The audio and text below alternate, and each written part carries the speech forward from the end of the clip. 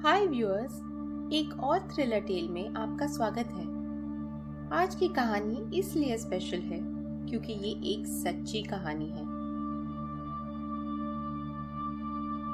एक पुराने शहर में बना ये थिएटर यूं तो शहर के बीचों बीच था, पर सिंगल स्क्रीन का ये पुराना थिएटर अब मल्टीप्लेक्स थिएटर की चकाचौंध में फीका पड़ गया था।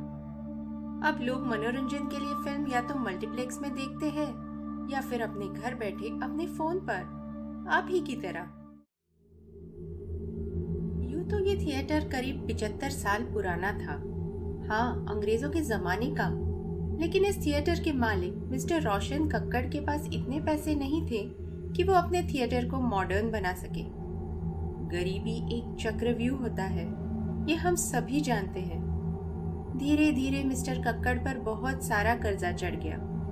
वो चाहते थे कि अपनी खुद की फिल्में बनाएं और वो एक सस्पेंस एंड क्राइम फिल्म बनाना चाहते थे, पर अपने कर्जे से वो इतना परेशान रहते थे कि वो बहुत डिप्रेस्ड रहने लगे और एक दिन वो कहीं गायब हो गए। कुछ लोगों ने कहा कि वो पैसा लौटाने के डर से कहीं भाग गए, पर उनके कुछ कर्जदारों ने उन पे पुलिस केस कर दिया, ये कह के कि उन्होंने रोशन कक्कड़ को अपने थिएटर के आसपास देखा है। उनके केस को खुले कई साल हो गए, लेकिन कुछ भी हल नहीं निकल पाया क्योंकि ये केस बहुत अजीब है।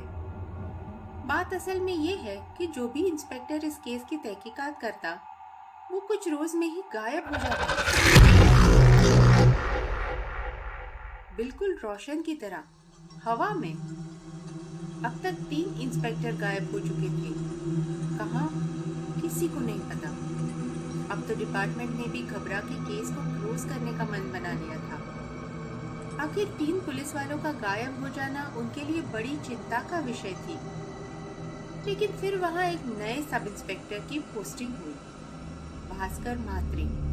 25 साल के यंग सब इंस्पेक्टर नए नए आए थे। आते ही उन्होंने मांग की कि उनको ये केस दिया जाए। सर, ये केस मैं सॉल्व कर लूंगा सर।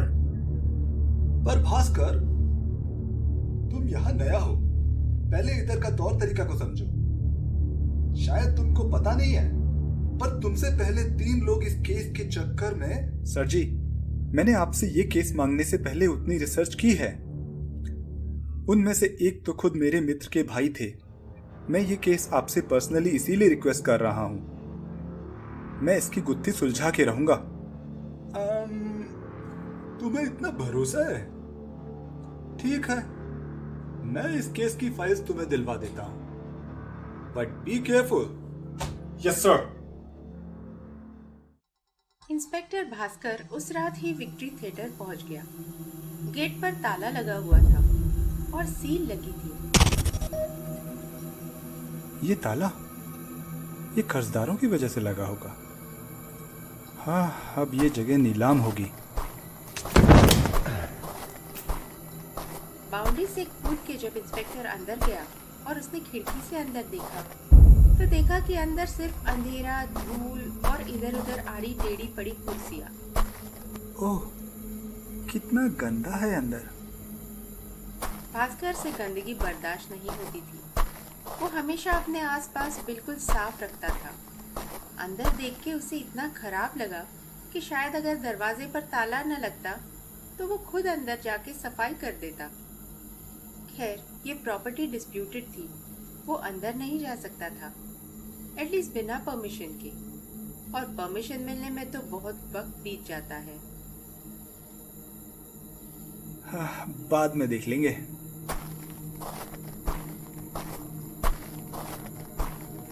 तो हताश होकर जब इंस्पेक्टर वापस जा रहा था, तब उसने देखा कि एक बच्चा वहां से जा रहा था। उसके हाथ में कुछ किताबें थी।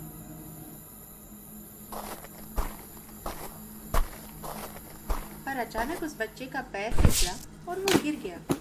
उसकी सारी किताबें भी गिर गई। अरे अरे, बच्चे संभल के। तो भास्कर भाई फौरन उस बच्चे की मदद के लिए भागे।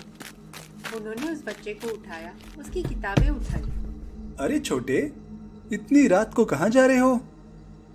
वो बच्चा भास्कर को बहुत प्यारा और मासूम लगा। घुंघराले बाल, छोटी छोटी नीली आंखों वाला गोरा चिट्टा पहाड़ी शक्ल वाला वो बच्चा वाकई बहुत क्यूट था। अरे जवाब दो, किधर बच्चे? मेरे दादाजी ने कहा है कि ये किताबें थिएटर में रखाएं। थिएटर का नाम सुनते ही भास्कर के कान खड़े हो गए। अच्छा, कौन से थिएटर की बात कर रहे हो? अरे अंकल, वो वाला, वो जो वहाँ है ना कोने में। जब उसने विक्ट्री थिएटर की तरफ इशारा किया तो भास्कर को अपनी आंखों पर भरोसा ही नहीं हुआ। वो सोच में पड़ गया। Victory theatre? दादाजी, क्या ये बच्चा सच कह रहा है? इतने साल से रोशन गायब है, बुढ़ा था। अगर उसका पोता होगा तो करीब इतना ही बड़ा होगा, और ये बच्चा शक्ल से भी पहाड़ी ही लग रहा है। रोशन कक्कड़ भी तो पहाड़ी था। हो सकता है ये बच्चा मुझे रोशन कक्कड़ तक पहुंचा दे। भास्कर जानता था कि बच्चे मूडी होते हैं, उनसे डायरेक्टली सवाल जवाब नहीं किए जा सकते। कुछ इधर उधर की बातें करके शायद बात बन जाए। अरे बच्चे, लेकिन ये तो बहुत सारी किताबें हैं, तुम अकेले तो इतना नहीं उठा पाओगे ना? पर चलो, मैं तुम्हारी हेल्प कर देता हूँ। तुम मुझे ये आधी किताबें दे दो और हम दोनों मिलके ये रखाते हैं। ये सुन के बच्चे ने एकदम से बोला, नहीं नहीं, दादाजी नाराज हो जाएंगे। उन्होंने मुझे अकेले आने को बोला था।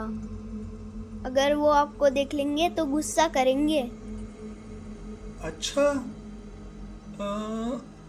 देखो ऐसा करते हैं, मैं तुम्हारे साथ चलता हूँ, पर अंदर तक नहीं जाऊंगा। हाँ, बाहर ही रुक जाऊंगा, दादाजी को पता नहीं चलेगा। देखो, वैसे भी अगर तुम इस तरह किताबें गिराते हुए जाओगे तो वो गंदी हो जाएंगी और दादाजी तुम्हें डांटेंगे। अरे इतना मत सोचो, मैं तुम्हारी हेल्प करता हूं ना। और बच्चे को भास्कर की बात ठीक लगी और उसने मान लिया। भास्कर ने आधी किताबें उस बच्चे से ले ली और दोनों थिएटर की तरफ चलने लगे। बच्चा आगे आगे और भास्कर पीछे पीछे। ये बच्चा आखिर उस बंद थिएटर में इतनी किताबें लेके क्यों जा रहा है? और उस पे तो ताला लगा है। जैसे जैसे उसके कदम बढ़ रहे थे वैसे वैसे उसके सवाल भी बढ़ रहे थे। पर तभी बच्चे ने चुप्पी तोड़ी और पूछा, अंकल, आप यहाँ नए आए हैं क्या? हाँ, आज पहला दिन है मेरा इस शहर में। तुमको कैसे पता? अरे वो आपको कभी देखा नहीं है। बहुत पहले एक अंकल आते थे थिएटर में, पर दादाजी को अच्छा नहीं लगता था। उन्होंने मुझे समझाया था। उन्होंने बोला था कि थिएटर में सिर्फ नाटक देखने वाले लोग आने चाहिए। अंकल, आप फिल्म देखते हो? ये बात सुन के भास्कर बहुत कंफ्यूज हो गया। क्या ये बच्चा पुराने इंस्पेक्टर से भी मिल चुका है और वो लोग थिएटर के अंदर जा चुके हैं? पर अगर ऐसा हुआ और अगर रोशन कक्कड़ अंदर है तो अब तक पकड़ा कैसे नहीं गया? अरे क्या हुआ अंकल, आपको फिल्म पसंद है ना? हाँ, मुझे तो फिल्में बहुत पसंद है बच्चे। फिर तो हमारी खूब जमेगी। मुझे ड्रामा बहुत पसंद है। मैं तो एक कहानी भी लिख रहा हूँ, आप पढ़ोगे? नाटक? अरे तुम कहानी लिखते हो? फिर तो मैं जरूर पढ़ूंगा। भास्कर वो छोटे से बच्चों की बातों से केस को हल करने के लिए क्लूज ढूंढ रहा था। हो ना हो रोशन कक्कड़ अंदर थिएटर में ही छुपा होगा, इस डर से कि उसे कर्जा ना चुकाना पड़े। हो सकता है कि अंदर जाने का कोई चोर दरवाजा हो। बातें करते करते कब वो थिएटर के गेट पे आ पहुंचे पता ही नहीं चला। फ्रेंड्स, और इसके साथ हमारी इस कहानी का पहला पार्ट खत्म होता है। वो नन्हा सा बच्चा जो कक्कड़ का पोता हो सकता था, इंस्पेक्टर उसका पीछा करने लगा और उसके बाद का किस्सा अगले हफ्ते। तब तक आपको मेरे चैनल को सब्सक्राइब करना है और इस वीडियो को लाइक जरूर कर दीजिए।